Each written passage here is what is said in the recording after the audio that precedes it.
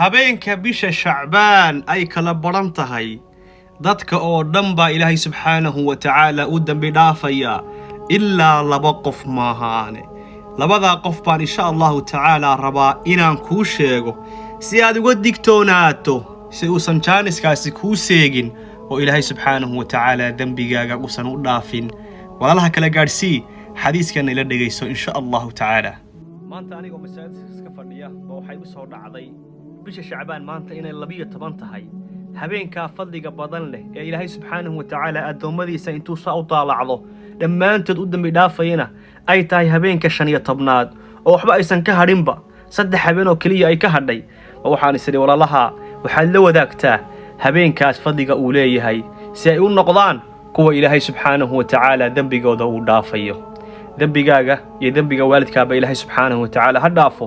waxaan ka codsanayaa inaad walaalaha kala gaarsiiso ajarkan si ajarka aad ula wadaagto. nabigu sallallahu alayhi wasallam wuxuu yiri ad-daallu ala al-khayri ka faa'ili. qofka khayrka dadka tusinaya wuxuu la mid yahay sida qofka samaynaya. aniga xadiiska kuu sheegaya iyo adiga gaarsiinayaba waa isku ajar bay noqonaa insha Allah ta'ala.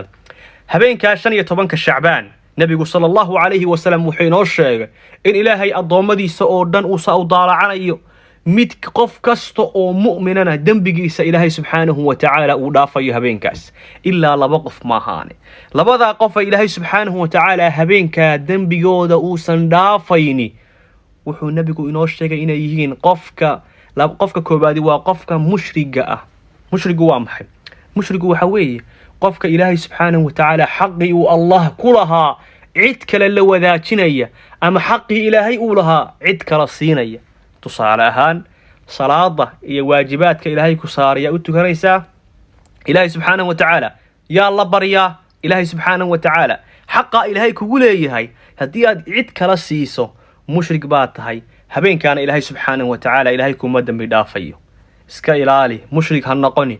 qofka labaad ee Ilaahay subxaanahu wa ta'ala habeenka uusan u dambi dhaafayna waa qof mushaaxin ah oo halkan walaalihii wax ugu haya waxbaa lagu sameynaya waa lagu gafaya ma cafinayo dadkii walaalaha ahaa Ilaahay subxaanahu wa ta'ala dartii uma cafinayo xitaa hadaysan iyagu cafis weydiisan isagu Ilaahay subxaanahu wa ta'ala dartii uma cafinayo.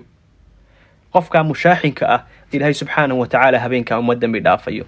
si Ilaahay subxaanahu wa ta'ala dambigaaga u dhaafo waxaa laga rabaa habeenkaas saad uga mid noqoto kuwa Ilaahay subxaanahu wa ta'ala uu dambi dhaafayo inaad marka hore iska ilaaliso xaqa Ilaahayna cid kale wadaajiso.